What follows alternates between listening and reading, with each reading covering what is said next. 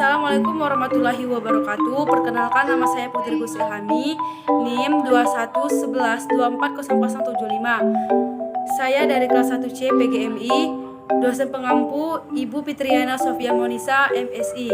Baiklah, saya akan memaparkan materi saya, Pancasila sebagai dasar negara Republik Indonesia. Pancasila sebagai dasar negara Republik Indonesia. Konsep negara, tujuan negara, dan urgensi dasar negara. Konsep dasar negara. Menurut Diponolo, negara adalah suatu organisasi kekuasaan yang berdaulat yang dengan tata pemerintahan melaksanakan tata tertib atas suatu umat di suatu daerah tertentu. Menurut Aristoteles, definisi negara adalah persekutuan daripada keluarga dan desa guna memperoleh hidup yang sebaik-baiknya. Sementara itu, Jean Bodin berpendapat bahwa negara itu adalah suatu persekutuan daripada keluarga-keluarga dengan segala kepentingannya yang dipimpin oleh akal dari suatu kuasa yang berdaulat. Sejalan dengan pengertian negara tersebut, Diponolo menyimpulkan 3 unsur yang menjadi syarat mutlak bagi adanya negara, yaitu unsur tempat atau daerah, wilayah atau teritorir, unsur manusia atau umat, rakyat atau bangsa, unsur organisasi atau tata kerjasama atau tata pemerintahan. Konsekuensi Pancasila sebagai dasar negara bagi negara Republik Indonesia antara lain, negara Indonesia merupakan negara kesatuan yang berbentuk republik atau pasal 1 Undang-Undang Negara Republik Indonesia 1945. Pasal tersebut menjelaskan hubungan Pancasila, tepatnya sila ketiga, dengan bentuk negara yang konsep negara republik sejalan dengan sila kedua dan keempat Pancasila, yaitu negara hukum yang demokratis. Demikian pula dalam pasal 1 ayat 2 Undang-Undang Dasar Negara Republik Indonesia 1945, kedaulatan berada di tangan rakyat dan dilaksanakan menurut Undang-Undang Dasar. Hal tersebut menegaskan bahwa negara Republik Indonesia menganut demokrasi konstitusional, bukan demokrasi rakyat seperti yang terdapat pada tujuan konsep negara-negara komunis. Di sisi lain, pada pasal 1 ayat 3 Undang-Undang Dasar Negara Republik Indonesia 1945 ditegaskan bahwa negara Indonesia adalah negara-negara hukum. Prinsip tersebut mencerminkan bahwa negara Indonesia sejalan dengan sila kedua Pancasila. Hal tersebut ditegaskan oleh Atmorjo bahwa konsep negara hukum Indonesia merupakan perpaduan 3 unsur, yaitu Pancasila, hukum nasional, dan tujuan negara. B. Tujuan dasar negara. Diponolo mengungkapkan tujuan negara adalah sebagai berikut: 1. Kekuatan, kekuasaan, dan kebesaran atau keagungan. 2. Kepastian hidup, keamanan, dan ketertiban. 3. Kemerdekaan. 4. Keadilan. 5. Kesejahteraan dan kebahagiaan hidup. Dalam konsep dan ajaran negara hukum, tujuan negara adalah menyelenggarakan ketertiban hukum dengan berdasarkan dan berpedoman pada hukum. Dalam negara hukum, segala kekuasaan dari ala-ala pemerintahnya didasarkan atas hukum. Semua orang tanpa kecuali harus tunduk dan taat pada hukum. Hanya hukumlah yang berkuasa dalam negara itu. Sementara itu, dalam konteks negara Indonesia, tujuan negara sesuai dengan pembukaan Undang-Undang Dasar 1945 adalah untuk memajukan kesejahteraan umum, mencerdaskan kehidupan bangsa, dan ikut melaksanakan ketertiban dunia yang berdasarkan kemerdekaan, perdamaian abadi, dan keadilan sosial. Selain itu, dalam penjelasan Undang-Undang Dasar 1945 diterapkan bahwa negara Indonesia berdasarkan atas hukum, tidak berdasarkan kekuasaan belaka, dan pembukaan dan penjelasan Undang-Undang Dasar 1945 tersebut dapat dikatakan Indonesia merupakan suatu negara hukum yang bertujuan mewujudkan kesejahteraan umum, membentuk masyarakat yang adil dan makmur. C. Urgensi dasar negara. Alasan diperlukannya kajian Pancasila sebagai dasar negara. Pancasila merupakan pandangan hidup dan kepribadian bangsa yang nilai-nilainya bersifat nasional yang mendasari kebudayaan bangsa. Maka nilai-nilai tersebut merupakan perwujudan dari aspirasi atau cita-cita hidup bangsa. Dengan Pancasila, perpecahan bangsa Indonesia akan mudah dihindari karena pandangan Pancasila bertumpu pada pola hidup yang berdasarkan keseimbangan, keselarasan, dan keserasian, sehingga perbedaan apapun yang ada dapat dibina menjadi suatu pola kehidupan yang dinamis, penuh dengan keanekaragaman yang berada dalam satu keseragaman yang kokoh. Dengan peraturan yang berlandaskan nilai-nilai Pancasila, maka perasaan adil dan tidak adil dapat diminimalkan. Hal tersebut dikarenakan Pancasila sebagai dasar negara menaungi dan memberikan gambaran yang jelas tentang peraturan tersebut berlaku untuk semua tanpa ada perlakuan diskriminatif bagi siapapun. Oleh karena itulah Pancasila memberikan arah tentang hukum harus menciptakan keadaan negara yang lebih baik dengan berlandaskan pada nilai-nilai ketuhanan, kemanusiaan, persatuan, kerakyatan, dan keadilan. Dengan demikian, diharapkan warga negara dapat memahami dan melaksanakan Pancasila dalam kehidupan sehari-hari, dimulai dari kegiatan-kegiatan sederhana yang menggambarkan hadirnya nilai-nilai Pancasila tersebut dalam masyarakat. Nilai-nilai Pancasila bukan hanya bagi mereka yang ada di pedesaan dengan keterbatasannya, melainkan juga orang-orang yang ada dalam pemerintahan sebagai pemangku jabatan yang berwenang merumuskan kebijakan atas nama bersama. Hal tersebut sejalan dengan pokok pikiran keempat yang menuntut konsekuensi logis, yaitu Undang-Undang Dasar harus mengandung isi yang mewajibkan pemerintah dan lain-lain penyelenggara negara untuk memelihara budi pekerti kemanusiaan yang luhur dan memegang teguh cita-cita moral rakyat yang luhur. Sumber yuridis, historis, sosiologis, dan politis tentang Pancasila sebagai dasar negara. Sumber yuridis Pancasila sebagai dasar negara. Secara yuridis ketatanegaraan, Pancasila merupakan dasar negara Republik Indonesia sebagaimana terdapat pada pembukaan Undang-Undang Dasar Negara Republik Indonesia tahun 1945 yang kelahirannya ditempa dalam proses kebangsaan Indonesia. Melalui Undang-Undang Dasar Negara Republik Indonesia tahun 1945 sebagai payung hukum, Pancasila perlu diaktualisasikan agar dalam praktik berdemokrasinya tidak kehilangan arah dan dapat meredam konflik yang tidak produktif. Pimpinan MPR dan tim kerja sosialisasi MPR periode 2009 sampai 2014. Peneguhan Pancasila sebagai dasar negara sebagaimana terdapat pada pembukaan juga dimuat dalam ketetapan MPR nomor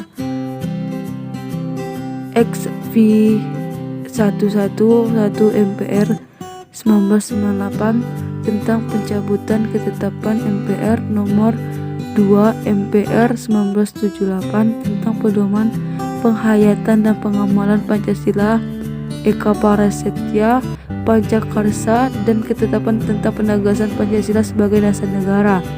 Selain itu juga ditegaskan dalam Undang-Undang nomor 12 tahun 2011 tentang pembentukan perundang-undangan bahwa Pancasila merupakan sumber dari segala sumber hukum negara.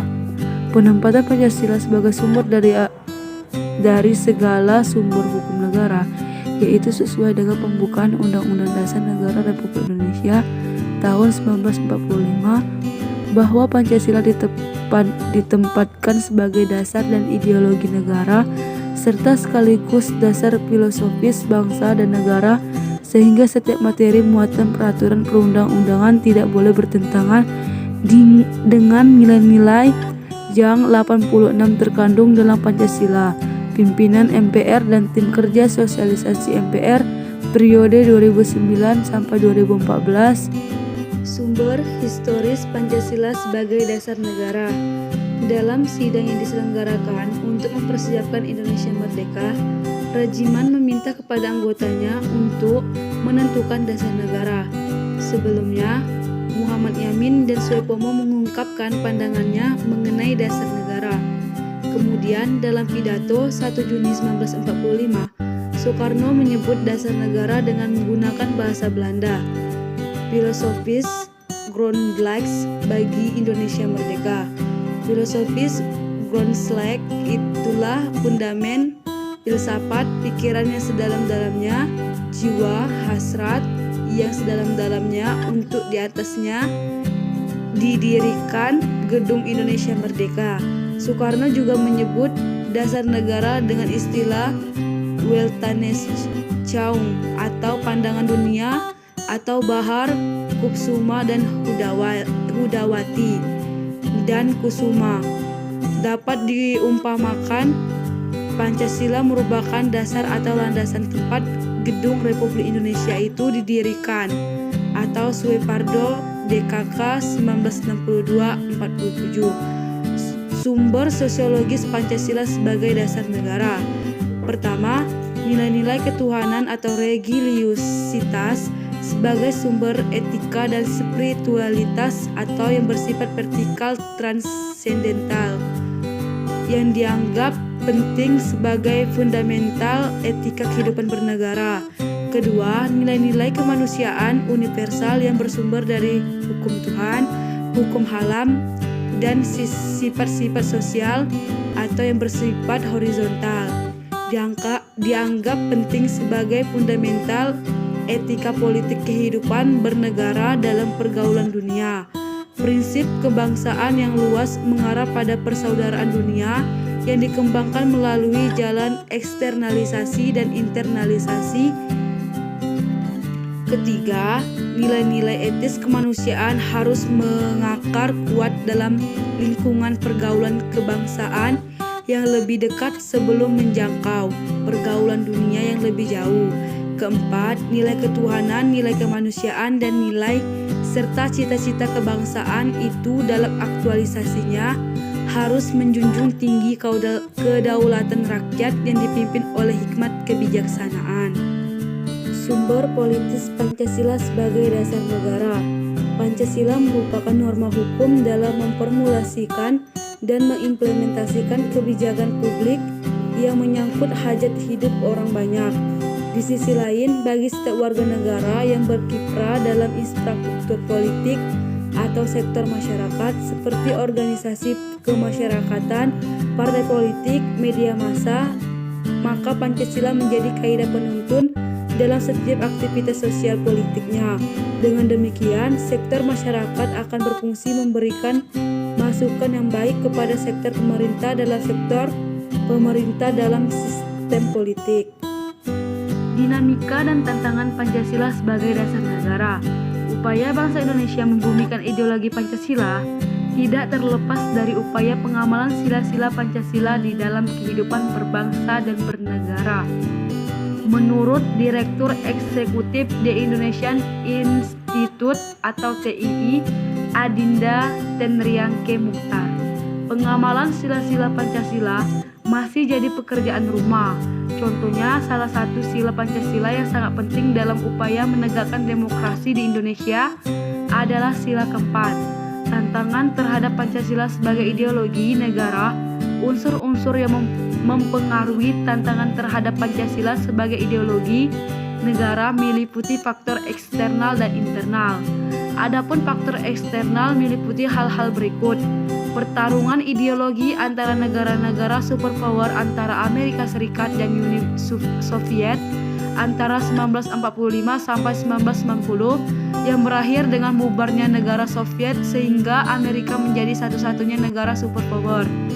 Menguatnya isu kebudayaan global yang ditandai dengan masuknya berbagai ideologi asing dalam kehidupan berbangsa dan bernegara karena keterbukaan informasi, meningkatnya kebutuhan dunia sebagai akibat pertambahan penduduk dan kemajuan ideologi, sehingga terjadi eksploitasi terhadap sumber daya alam secara masif. Dampak konkretnya adalah kerusakan lingkungan seperti banjir, kebakaran hutan. Contoh lain faktor internal ini adalah pekerjaan PKI yang mau menggantikan Pancasila dengan ideologi komunis akan tetapi berhasil ditumpas oleh Soeharto dan diperingatkan 30 September Hari Kesaktian Pancasila. Kita semua sepakat bahwa Pancasila adalah ideologi yang paling tepat untuk Indonesia. Namun, dinamika tantangan dalam membumikan Pancasila dalam kehidupan berbangsa dan bernegara agaknya tidak akan pernah usai karena perubahan terus terjadi. Patut diingat, cara kita bangsa Indonesia dalam mengamalkan ideologi Pancasila dalam setiap lini kehidupan berbangsa dan bernegara mencerminkan seberapa keras upaya kita dalam membumikan Pancasila. Urgensi dan esensi Pancasila sebagai dasar negara. Esensi Pancasila. Esensi yang berasal dari kata esense yang menurut kamus Lokman berarti the most basic atau important quality of something. Sedangkan dalam Kamus Besar Bahasa Indonesia atau KBBI, esensi adalah kata benda yang artinya hakikat, inti, hal yang pokok. Contoh penggunaannya adalah esensi pertikaian antara kedua tokoh. Itu ialah pertentangan ideologi. Jadi segala sesuatu yang merupakan hakikat, dasar, inti, sari, hal yang pokok, penting, ekstrak, dan konsentrat dari segala sesuatu disebut esensi, tergantung dalam konteks dan penggunaannya. Dalam sila-sila Pancasila terdapat patologi budaya Pancasila yang bisa menghancurkan nilai-nilai yang terkandung pada setiap sila Pancasila.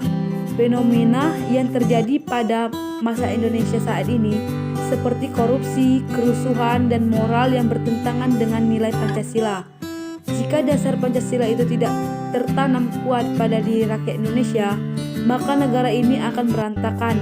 Dengan berkembangnya dunia dan segala masukan berbagai macam dari luar negeri ke dalam negara, Pancasila sebagai konsep dasar kehidupan rakyat Indonesia harus diperkuat serta ditanamkan agar kita tidak dijajah oleh bangsa lain.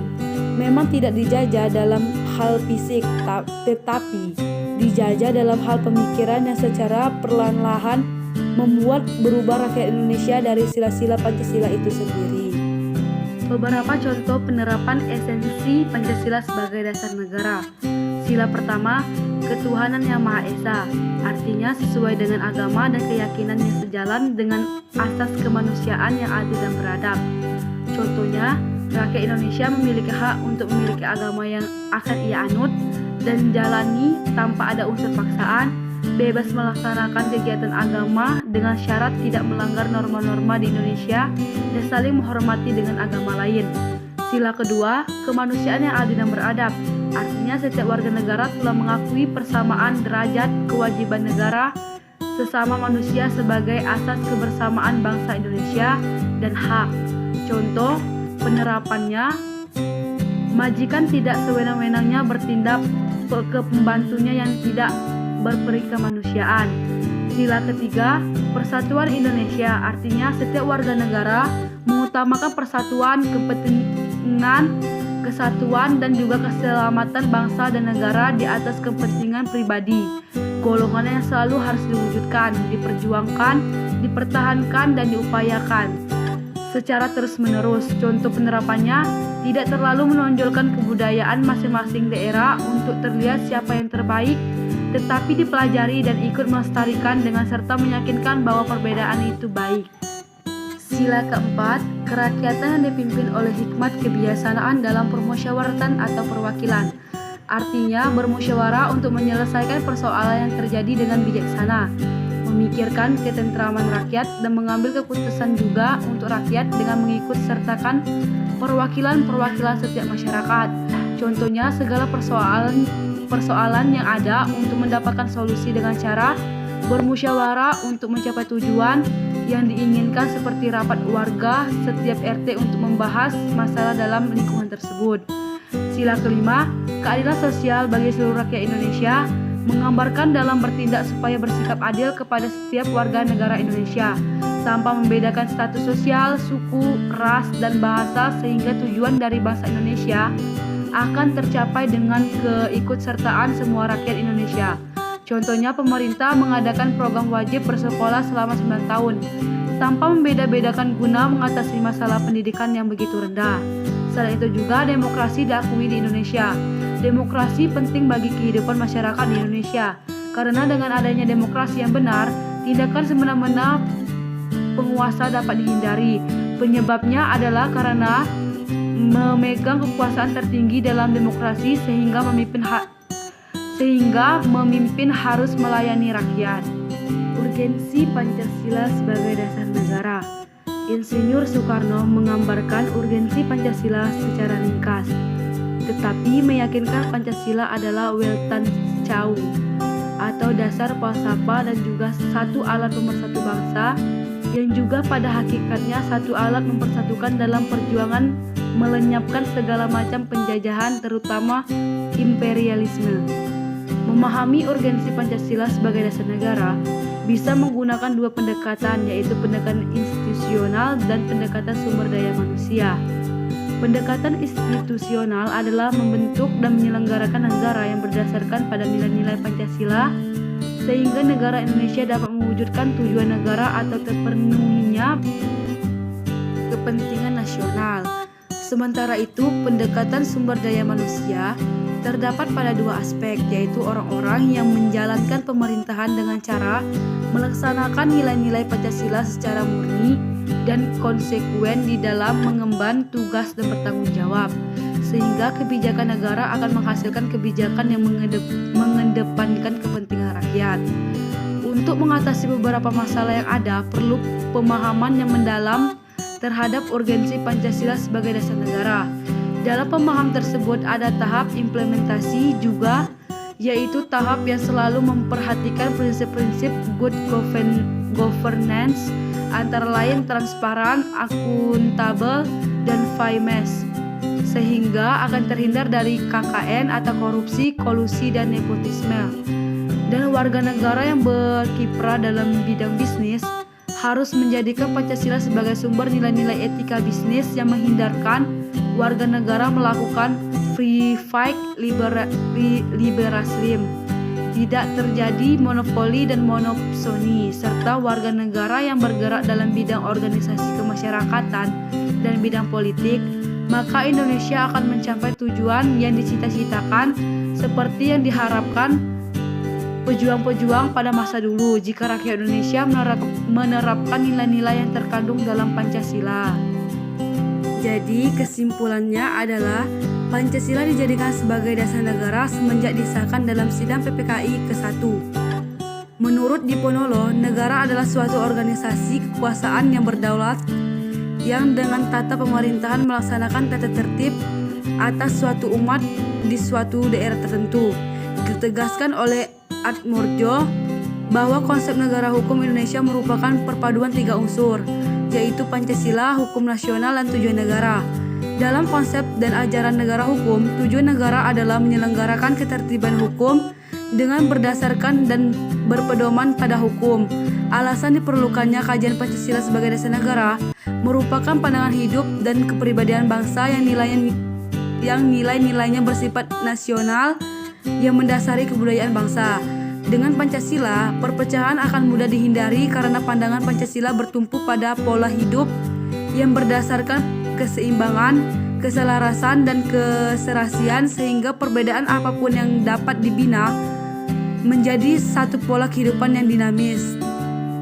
Terdapat beberapa sumber tentang Pancasila sebagai dasar negara, yaitu sumber yuridis, sumber historis, dan sumber sosiologis, dan sumber politis. Upaya bangsa Indonesia membumikan ideologi Pancasila tidak terlepas dari upaya pengamalan sila-sila Pancasila di dalam kehidupan berbangsa dan bernegara. Tantangan Pancasila sebagai ideologi negara, unsur-unsur yang mempengaruhi tantangan terhadap Pancasila sebagai ideologi negara meliputi faktor eksternal dan internal. Dengan berkembangnya dunia dan segala masukan berbagai macam dari luar negeri ke dalam negara, Pancasila sebagai konsep dasar kehidupan rakyat Indonesia harus diperkuat serta ditanamkan agar kita tidak dijajah oleh orang luar. Baiklah, itu tadi penjelasan materi dari saya. Apabila ada kesalahan, saya mohon maaf. Kepada Allah saya mohon ampun. Wabillahi taufiq wal hidayah. Wassalamualaikum